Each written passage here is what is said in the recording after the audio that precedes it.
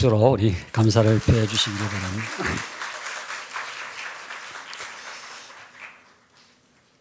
우리가 신앙을 경주로 많이 비유를 하지 않습니까?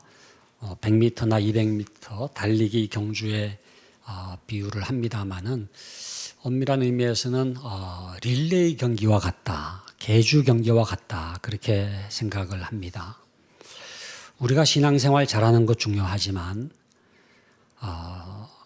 신앙의 바톤을 다음 세대에게 물려주는 것이 우리의 신앙의 경주에 굉장히 중요하게 포함되어 있다고 하는 것을 인식하는 것입니다. 베이징 하계올림픽 벌써 세월이 좀 지났습니다마는 여자 400m 계주 경기 우승 후보였던 미국 선수들이 탈락을 했습니다. 왜 탈락을 했느냐? 잘 못 뛰어서가 아니에요. 100m를 10초대로 주파하는 선수들이지만 이 바톤을 떨어뜨리고 말았지 않습니까? 신앙의 바톤을 잡고 신앙의 경주를 열심히 뛰어가다가 우리의 자녀들에게, 우리의 다음 세대에게 신앙의 바톤을 넘겨줘야 되는데 혹시 우리는 신앙의 바톤을 떨어뜨리고 있는 것은 아닌가 하는 것입니다. 신앙의 계승, 신앙의 대입기, 신앙의 바톤을 넘겨주어야 할 가장 중요한 사명은 부모에게 있습니다. 하나님께서 부모에게 1차적으로 자녀 교육을 맡기셨기 때문에 그렇습니다. 신명기 6장 7절에 보면은 우리가 잘 아는 쉐마의 말씀 가운데 이런 말씀이 있죠. 내 자녀에게 부지런히 가르치며, 내 자녀에게 부지런히 가르치라는 것입니다. 하나님께서 다른 사람에게 자녀를 맡기신 적이 없고 부모에게 내 자녀에게 부지런히 가르치라. 부모가 자녀 교육의 주체입니다. 하나님께서는 부모에게 맡기시면서 내 자녀에게 부지런히 가르치라고 말씀했는데 우리 부모님들은 잘 안 가르치는 게 아닌가. 그냥 보내는 사람으로 전락을 해서 가르치라고 했는데 그냥 학교 보내고 학원 보내고 그리고 신앙교육은 주일학교 보내는 식으로 보내는 사람으로 전락한 것은 아닌가 하는 것입니다. 물론 우리가 다 홈스쿨링을 할 수 있는 게 아니고 우리가 학교를 보내야 되겠습니다만은 그러나 책임은 부모에게 있다는 거예요. 그러니까 사실은 내가 가르치고 교육하고 양육해야 할 것을 일정 부분 위탁을 하는 거지 않습니까? 그러면은 학교를 보내지만은 그 학교에서 이 아이가 어떤 가치관으로 형성되는지에 대해서 주목하면서 그 아이가 기독교적인 가치관, 하나님 나라의 시민으로 그렇게 세워지도록 해야 될 책임이 부모에게 있는 거죠. 그래서 사실은 미국을 비롯해서 이 유럽의 나라들 대부분을 보면은 이 부모의 신앙대로 자녀를 교육할 수 있는 학교를 선택할 수 있는 이 학교 선택권이라고 하는 게 굉장히 중요하게 보장이 되어 있습니다. 그래서 굉장히 간절하게 기도하게 되는 때가 언제냐 하면은 하나님 이 아이를 어느 학교에 보내야 됩니까? 정말로 하나님께서 원하시는 교육, 하나님께서 원하시는 사람으로 세워지기 위해서 어떤 학교를 보내야 될까요? 라고 하는 기도를 하거든요. 근데 이제 우리나라는 평준화 이후에는 더 그렇습니다만은 학교를 이렇게 배정하게 되는 경우가 많으니까 학교를 가면은 좋은 것 가르쳐 주겠지. 또 학교에서 뭘 배우는지에 대해서도 별로 관심을 갖지 않은 채 그렇게 맡기는 경향이 많은데 사실은 부모가 자녀 교육의 주체로서 자신이 해야 될 일부분을 그저 위탁을 하는 거기 때문에 그게 학교가 됐든 학원이 됐든 주일학교가 됐든 그 교육이 하나님이 원하시는 바로 그 교육인지에 대해서 점검을 하고 또 필요하면은 보완적인 교육을 해야 될 책임이 부모에게 있다고 하는 것입니다. 그러니까 만약에 여러분들 가운데 공립학교에 자녀가 다닌다, 또 일반 사립학교에 다닌다, 그래서 기독교적 가치관으로 교육되는 곳이 아닌 곳에 보내는 경우에는 더 가정의 사명이 커요. 부모의 책임이 커요. 교회 교육의 역할이 중요해요. 왜? 그 아이를 하나님의 가치관대로 교육해야 될 책임이 우리에게 있기 때문에 그렇습니다. 하나님께서 부모를 세우셔가지고 부모에게 자녀를 맡기셨잖아요. 여러분들은 가끔 이제 내 자녀, 내 자식, 내 아들, 내 딸이라는 표현을 많이 쓰는데 사실은 자녀의 진정한 소유권자는 부모가 아니라 누굽니까? 하나님이시죠. 하나님의 자녀잖아요. 그럼 우리는 누굽니까? 소유권자가 아니라 청지기죠.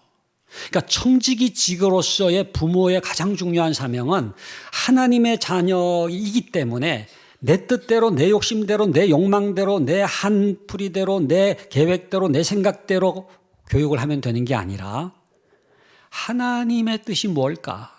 하나님의 뜻대로 하는 교육이 돼야 되지 않습니까? 저도 지금 높은 뜻 광성교회 협동목사로 있고 높은 뜻 숭의교회 시절부터 높은 뜻 교회에 지금 다니고 있습니다만은 이 높은 뜻이라고 하는 게 뭡니까? God's will이잖아요. God's will. 영어로는 God's will.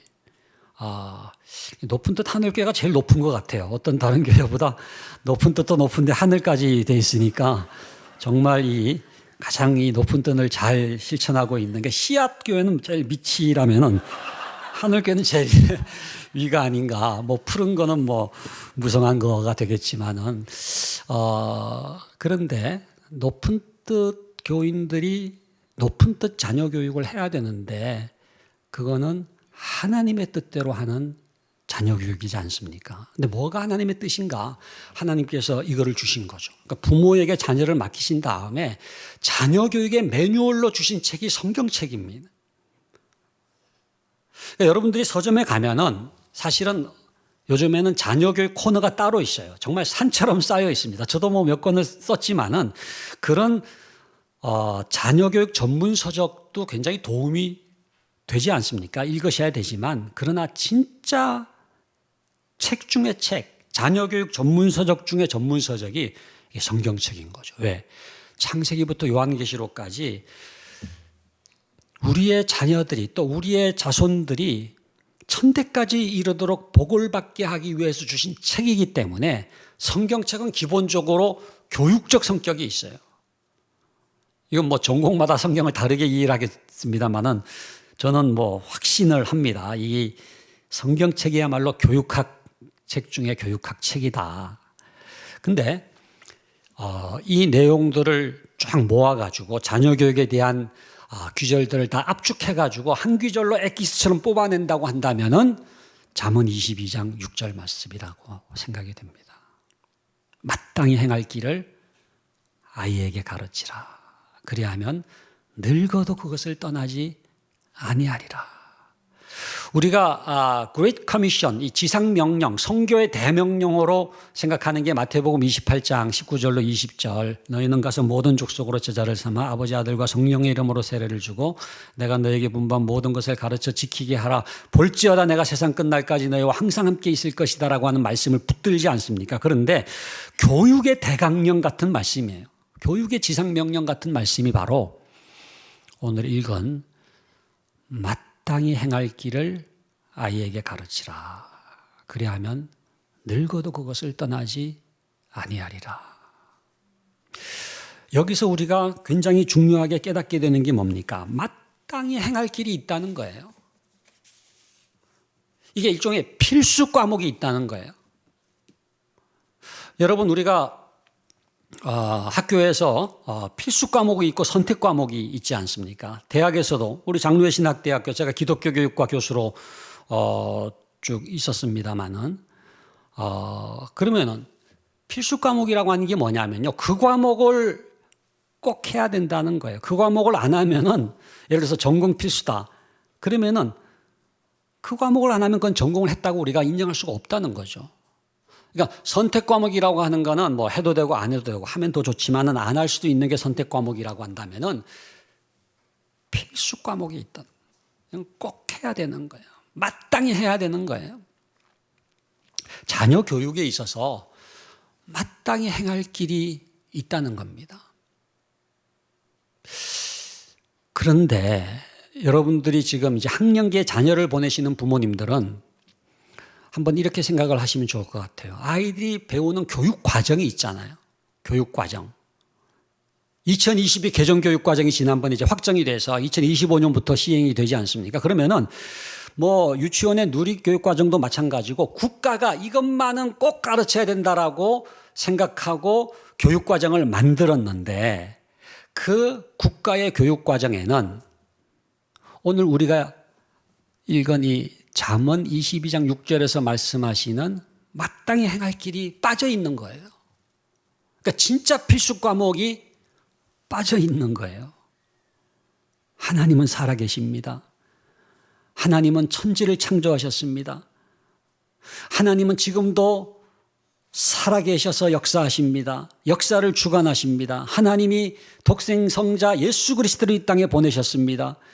그분이 십자가의 죽으심으로 말미암아 그분을 믿는 사람들은 구원을 받습니다. 이 영생이라든지 부활이라든지 진리라든지 또 재림이라든지 그리고 하나님께서 진실하게 진리대로 사는 자들에게 복 주신다라고 하는 이러한 이 마땅히 행할 길, 그게 빠져 있는 거예요. 우리가 교육 과정에서 교육 과정을 크게 세 가지로 나누는데 이제 형식적 교육 과정이 있고요, 잠재적 교육 과정이 있고요, 그다음에 영의 교육 과정이라는 게 있습니다. 영의 교육 과정이라고 하는 건 뭐냐면은 안 가르치는 그 교육 과정에서 빠져 있는 교육 과정을 영의 교육 과정이라고 얘기하는데 영이라는 거는 이게 비어 있다는 뜻이거든요.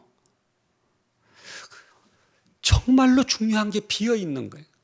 우리 아이들이 학교에 가서 정말로 많은 과목들을 배우고 그게 중요하지 않다는 게 아닌데 그보다 더 중요하고 어떤 점에서는 그 모든 학교에서 배우는 것들을 정말로 진정으로 의미 있게 만들어주는 것은 오늘 잠언 22장 6절이 얘기하고 있는 마땅히 행할 길이거든요. 그렇다면은 이거를 어디서 가르쳐야 되겠는가? 누가 가르쳐야 되겠는가? 많은 사람들이 그렇게 생각합니다.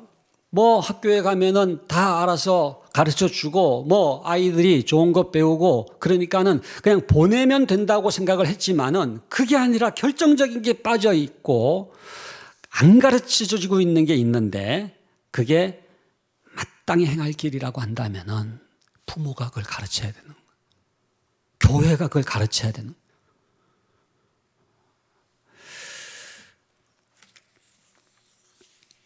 테드 워드가 쓴 자녀 교육을 깨운다라고 하는 그 두란노 서원에서 그 번역돼서 나온 책이 있습니다. 그 책의 부제가 이렇게 되어 있어요. 올바른 가치관은 가정에서. 그 책의 원래 그 영어 제목은 Values begin at home 이렇게 되어 있습니다. 그러니까 가치관은 가정에서 시작된다. 그게 원래 제목이에요. 그러니까 그 책 제목 그대로 그 책의 내용이 바로 그겁니다. 정말로 아이들이 배워야 될 가장 중요한 가치관은 가정에서 시작된다. 가정에서 형성된다. 그 책에서 이렇게 얘기를 하고 있습니다. 학교에서는 what을 배운다. 무엇을 배운다는 거예요. 그래서 많은 지식을 배우지만 가정은 why, 왜를 가르쳐야 된다는 거예요. 왜 사는지, 왜 공부하는지, 왜 학교 가는지. 그게 마땅히 행할 길이거든요. 그래서 가정이야말로 가치관이 형성되는 장이고 그 가정에서 아이들에게 행하는 가장 중요한 교육은 뭐 지식을 많이 전해주는 게 아니라 그 아이들의 가슴 속에 스탠다드라는 표현을 썼는데 기준이 새겨지는 것이다. 그러니까 해야 할 것과 하지 말아야 될 것을 구분하는 기준이 있잖아요. 그게 세워지는 게 굉장히 중요하고 그게 가치관이라는 거예요.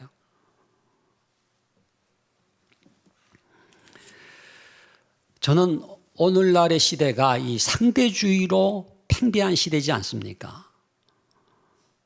이래도 되고 저래도 되고.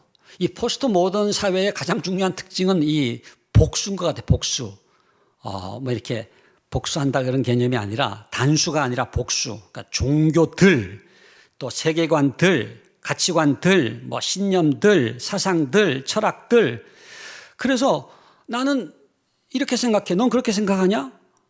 난 이렇게 생각해. 난 이렇게 느껴. 넌 그렇게 느꼈니? 그래서 너는 기독교니 나는 이거다. 여러 종교들 가운데 그냥 하나일 뿐이고 여러 사상들 가운데 하나일 뿐이고 그렇기 때문에 그냥 너는 그렇게 생각하면 그렇게 살아. 나는 이렇게 살 거야 라고 하는 이 상대주의가 지배하는 세상이지 않습니까? 그 제목 자체가 참 우리들에게 마음을 아프게 하는데 지금 사회를 일컬어서 우리가 여러 가지 호칭으로 부르는데 하나의 호칭이 후기 기독교 사회라는 호칭이 있습니다.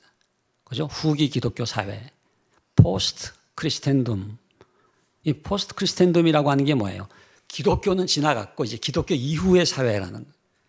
그러니까 지금 서구의 많은 나라들이 유럽을 비롯해서 많은 나라들이 기독교 시대는 지나가고 이제는 기독교 이후의 시대라고 말할 때에는 뭐를 의미하느냐 하면은 이제는 기독교가 진리라고 주장하고 절대적인 진리를 주장했지만 이제는 그 모든 기초가 무너지고 이제는 누구든지 자기 목소리를 낼 수 있는 시대가 됐다라고 하는 의미거든요. 아이들이 지금 학교를 다니면서 자라나면서 이런저런 미디어에 노출되면서 이런저런 사상과 이런저런 책들에 노출되면서 그 아이들에게 가장 영향을 주고 있는 게 있다면은 바로 이런 상대주의적인 사상과 흐름이지 않습니까? 그런데 성경은 마땅히 행할 길이 있다고 얘기를 하고 이거를 가르치라는 거거든요. 마땅히 행할 길을 아이에게 가르치라는 거거든요. 물론 변화가 있습니다. 지금 뭐 급격하게 변하기 때문에 뭐 챗GPT를 비롯해서 뭐 인공지능을 비롯해서 온갖 새로운 것들이 나오기 때문에 교육에 있어서 우리 또 목회에 있어서 예배에 있어서 우리 신앙생활에 있어서 많은 것들이 변할 수밖에 없어요. 그러나 변하지 않는 게 있다는 거예요. 변하지 않는 하나님이 계시고 하나님의 말씀이 있고 진리가 있고 그래서 변화하는 세상 속에서 어떻게 변화하지 않는 신앙을 가지고 이 변화하는 세상 속에서 하나님 나라를 이루어갈 수 있을지를 교육해야 되는 게 가장 중요한 기독교 교육의 사명이지 않습니까? 그렇기 때문에 오늘 주신 말씀 마땅히 행할 길을 아이에게 가르치라. 이때 그 마땅히 행할 길이라고 할 때 그 길이라고 한 히브리어가 다르건데 이 피자가 빚어서 접두어로 피가 입구라는 뜻입니다. 그러니까 피다르코라고 하는 것은 무슨 뜻이냐 하면은 마땅히 행할 길의 입구라는 뜻이에요. 그러니까 부모들이 해야 할 중요한 사명은 그 아이들이 가야 할 마땅히 가야 할 길의 입구로 그 아이들을 안내해야 되는 역할을 해야 된다는. 그 아이들이 어떤 길로 들어서느냐가 너무나 다른 인생을 살 수밖에 없다는 거예요. 그러니까 마땅히 행할 길의 입구까지 그 아이들을 안내하는 역할을 하는 사명을 감당하라 이렇게 말씀을 하는 것이고요. 그 다음에 이 가르치라라고 하는 히브리어는 하나크라고 하는 단어를 쓰고 있는데 이 히브리어 하나크라는 단어는 그냥 뭐 말로 설명하면 되는 게 아니라 이 봉헌식, 성전 봉헌식이나 낙성식을 할 때 사용되는 단어거든요. 그러니까 그런 삶을 살아가도록 헌신해가지고 그런 삶을 살 수 있도록 훈련하고 그런 삶이 형성되는 거를 다 포함을 하는 단어라고 생각하시면 됩니다. 그러니까 그냥 말로 이렇게 가르치면 끝나는 게 아니라 그런 품성, 그런 습관, 그런 태도가 형성되게 하라, 이런 뜻이거든요. 그 속에 굉장히 중요하게 들어가 있는 게 소위 그 훈육입니다. 훈육. 그러니까 마땅히 행할 길을 아이에게 가르치라고 했을 때에는 그 아이가 마땅히 갈 길과 그렇지 않은 길을 구분할 수 있는 그 기준이 세워져서 그 아이의 삶에 있어서는 정말 하나님이 기뻐하시는 것과 기뻐하지 않는 것을 구분할 줄 아는 아이로 키우라는 거, 훈육을 하라는 거거든요. 저는 지금 우리나라 이 자녀 교육에 있어서 제일 약한 게 훈육이라고 생각합니다. 훈육. 특별히 이제 많은 심리학자들이 2살부터 초등학교 들어갈 때까지가 제일 중요한 훈육의 시기라는 거예요. 물론 이제 초등학교, 중고등학교 다 훈육이 필요합니다만은 제일 중요한 때가 왜 2살부터 초등학교 들어가기 전까지냐. 이때에 기준이 세워지기 때문에.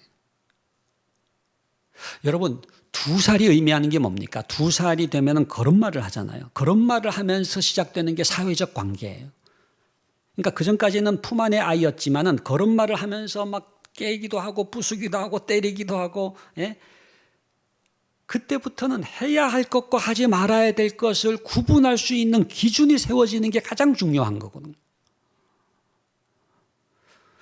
그래서 많은 심리학자들이 또 교육학자들이 말하는 게 뭐냐 하면은 요 시기에는 부모가 자녀와 이렇게 언약을 맺어야 돼요. 카비넌트, 언약을 맺는데 이렇게 하면은 엄마가 좋아할 거야, 기뻐할 거야, 깎아 사줄 거야, 칭찬할 거야. 해야 할 쪽을 얘기를 하는 겁니다. 그러나 이렇게 하면 이건 하지 말아야 될 거니까 맴매다. 너 이렇게 되면은 벌 받게 되고 이거는 엄마가 싫어하는 거고 얘기를 해줘야 돼요. 그래서 약속을 해요. 자, 그러면은 그 다음부터 이 아이가 하지 말아야 될 것을 했으면 어떻게 됩니까? 그게 잘못된 것이라는 사인을 줘야 돼요. 그러니까 무슨 때리라는 얘기가 아니라 그 아이에게 그야말로 언약을 맺은 대로 그 아이에게 따끔하게 이게 잘못됐다라고 하는 사인을 줌으로써 그 아이에게 해야 될 것과 하지 말아야 될 것을 구분할 수 있는 경계가 분명히 세워질 수 있도록 하는 교육이 굉장히 중요하다는 거죠. 저는 그 성경에서 자녀 교육의 실패 인물로 가장 많이 소개되는 사람이 엘리 제사장이라고 생각합니다. 엘리 제사장. 그 엘리에게는 두 아들 홈리와 비느하스가 있었잖아요. 근데 홈리와 비느하스의 문제가 뭡니까? 무슨 뭐 IQ가 안 좋은 거예요. 무슨 내신 성적이 안 좋은 거예요. 무슨 뭐 학교가 시시한 거예요. 그게 아니에요. 홈리와 비느하스의 결정적인 문제는 방자한 아이였다는 거죠. 이 기준이 없는 거예요. 해야 할 것과 하지 말아야 될 것, 하나님께서 기뻐하시는 것과 그렇지 않은 것을 구분할 수 있는 기준이 생성되지 못했다는 거죠. 그래서 여호와의 제사를 멸시했다고 그랬잖아요. 그러니까 엘리 제사장이 훌륭한 제사장이었지만 결정적으로 실패한 게 자녀 교육이었는데 뭐에 실패했느냐? 사무엘상 2장 29절에 보면은 하나님께서 이 엘리를 책망하시는 내용이 나오지 않습니까? 거기 보면은 그런 내용이 나와요. 내 아들들을 나보다 더 중히 여겨. 내 아들들을 나보다 더 중히 여겨. 그러니까 홈리와 비느하스를 끔찍이 사랑했는데 누구보다 더 사랑한 거예요? 하나님보다 더 하나님보다 더 중히 여긴 거예요. 무슨 얘기입니까? 하나님의 법도대로 교육하지를 못한 거예요. 엘리의 자녀 교육의 실패는 자녀를 사랑하지 않았기 때문에 일어난 게 아니라 반대입니다. 자녀를 과도하게 사랑했기 때문에 자녀 교육에서 실패한 거예요. 그냥 홈리와 비느하스가 너무 귀하다 보니까 아이고 내 새끼 내 아들 이렇게 하면서 결국은 잘못했음에도 불구하고 훈육을 못한 거예요. 징계를 못한 거예요. 잘못했다는 얘기를 못한 거예요. 사인을 주질 못한 거예요. 그러니까 방자한 아이가 된 거예요. 우리의 자녀들에게, 우리의 다음 세대에게 가장 중요한 교육은 뭐가 하나님을 기쁘시게 하는지, 뭐가 옳고 그른지, 뭐가 선이고 악인지를 이게 구분할 수 있는 그야말로 다림줄과 같이 벽돌을 쌓을 때 똑바로 쌓기 위해서 내리는 추가 있지 않습니까? 그 기준이 세워지는 것이 가장 중요한 교육인데 이 마땅히 행할 길을 아이에게 가르치지를 못하는 경우가 많다는 거죠.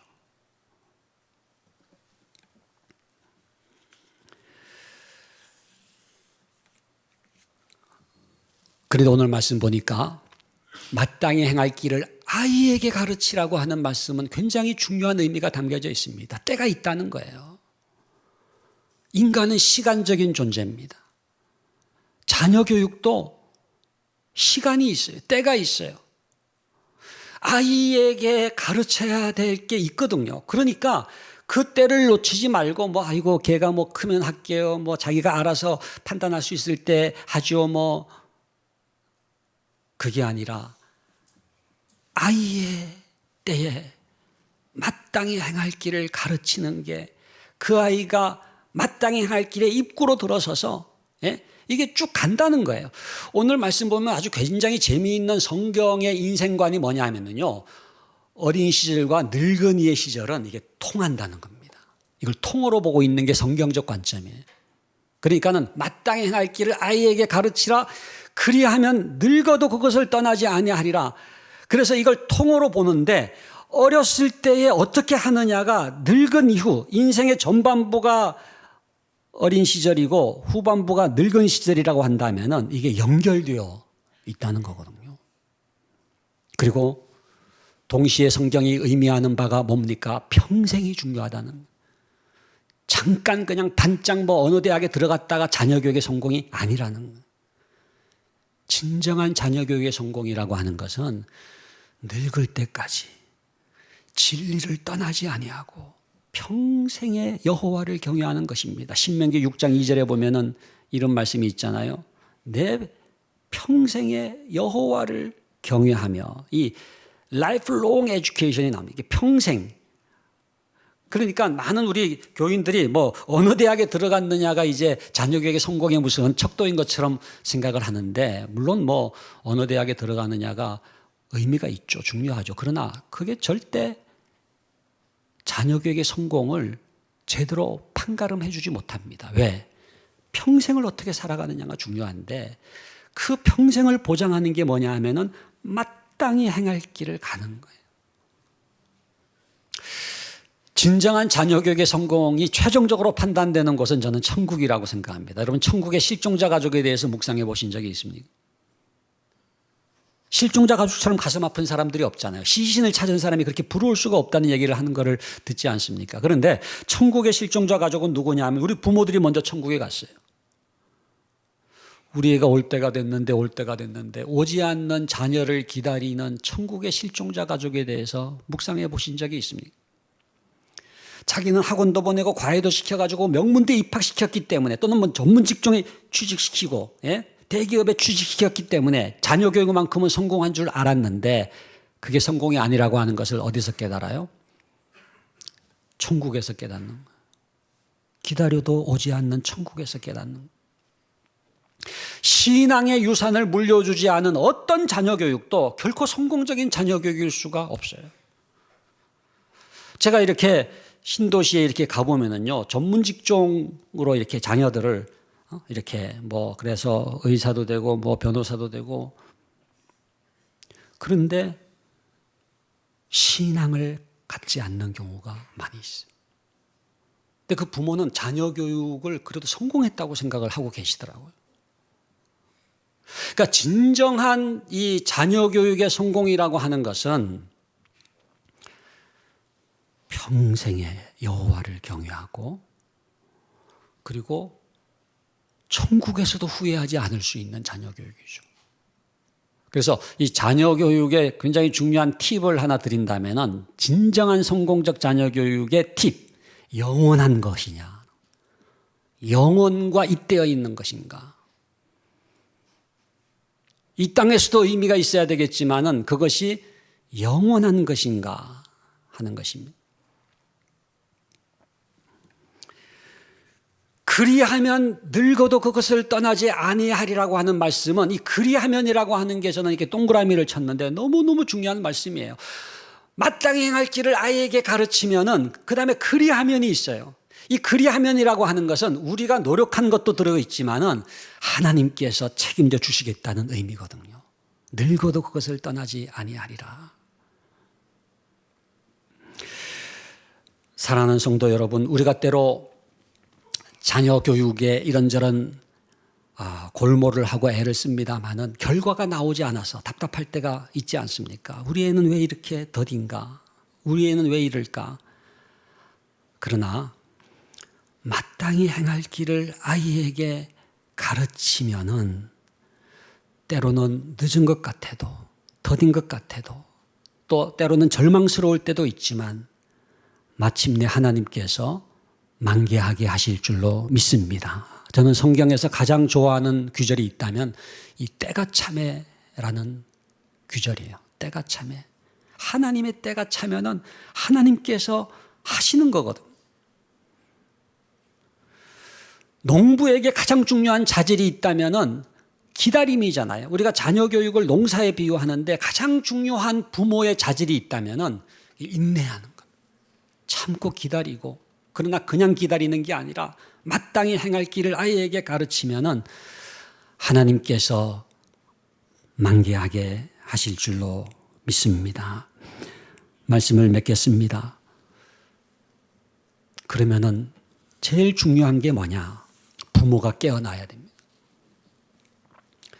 저는 대부분의 한국 교회 부모님들이 교회 다니는 부모인 것 같아요. 교회 다니는 부모. 그러니까 교회 다니는 부모하고 진정한 크리스찬 부모를 구분해야 되는데, 교회 다니는 부모는 누구냐면 부모가 교회를 다녀요. 예배 드려요. 또 뭐 교회 봉사도 해요. 그런데 자녀 교육은 세속적이에요. 그러면은 그런 가정에서 자라는 아이는 여러분 그 부모로부터 신앙적인 영향을 받을까요? 세속적인 영향을 받을까요? 부모가 교회를 다니고 신앙생활하고 교회 봉사도 하는데 자녀 교육이 세속적이면은 그 아이는 세속적인 영향을 받는. 그러니까 마치 안 믿는 가정에서 자라는 아이와 거의 다를 바가 없어요. 왜? 늘 하는 얘기는 너 왜 학원 안 갔느냐? 너 뭐 그래가지고 뭐 인서울 하겠느냐? 뭐 2호선 타겠느냐? 뭐 이런 2호선 왜 타야 되는지. 예. 근데 그런 얘기는 하는데 하나님에 대해서, 영생에 대해서, 신앙에 대해서는 얘기하지 않는다면은 그냥 교회 다니는 부모예요. 근데 진정한 크리스찬 부모가 되기 위해서는 두 번의 거듭남이 필요합니다. 첫 번째 거듭남은 부모님들이 교회에 나오는 거는 예수님을 믿기 때문이잖아요. 여러분들이 예수님을 믿기 때문에 지금 3부 예배 참석을 하고 계시지 않습니까? 그런데 자녀 교육에서도 예수를 믿어야 돼요. 이게 세컨드 컨버전입니다. 두 번째 거듭남. 이 두 번째 거듭남이 일어나야 진정한 크리스찬 부모가 될 수가 있어요.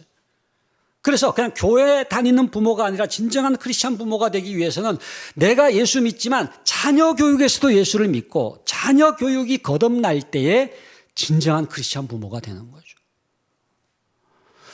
여러분, 우리가 사형리에서 이렇게 마음의 원이 있고 그 중심에 왕좌에 내가 앉아 있다가 내려앉고 예수님을 모셔드리는 게 거듭남이라고 한다면은 자녀 교육의 원이 있는데 그 자녀 교육의 왕좌에 누가 앉아 있습니까?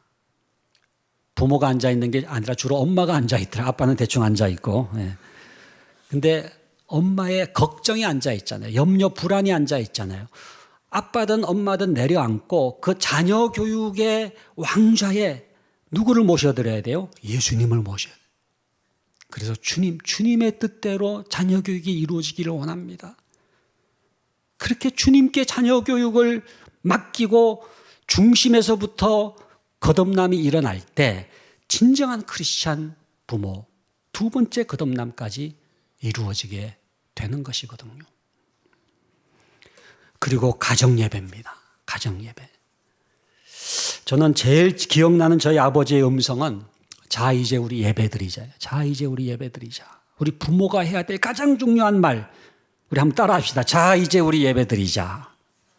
예, 상당히 살살, 전략상 살살 얘기하시는 것 같은데, 예, 자 이제 우리 예배드리자. 여러분, 가정예배야말로 마땅히 행할 길이 뭔지를 배우는 시간, 그 아이들 마음속에 다림줄이 내려지는 시간, 여호와를 경외하는 시간.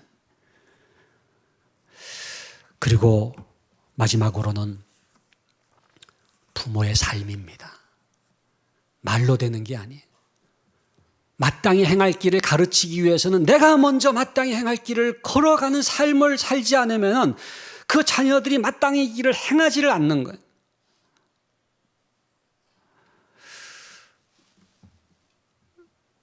(199장) 찬송이 나의 사랑하는 책이라고 윌리엄스 목사님이 작사한 찬양인데 거기 보면 그런 내용이 나오죠.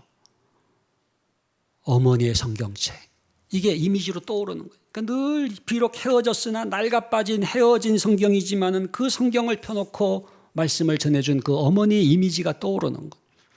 그리고 무릎 위에 앉아서 어머니의 무릎 위에 앉아서 어머니의 무릎이라고 하는 것이 이렇게 이미지로 남는 거예요. 그리고 눈물 많이 흘린 건 내가 잊지 않고 기억합니다. 어머니의 눈물, 그게 이미지로 떠오르는 거예요. 여러분, 우리가 던져야 될 굉장히 중요한 질문이 있는데 그것은 나는 과연 내 자녀에게 어떤 이미지로 새겨지고 있을까? 이거는 말이 아니라 삶인 거예요. 그러니까 여러분들의 삶 속에서 부족하지만 내가 먼저 주님을 따라가는 그 뒷모습이 자녀들에게 새겨지는 거거든요.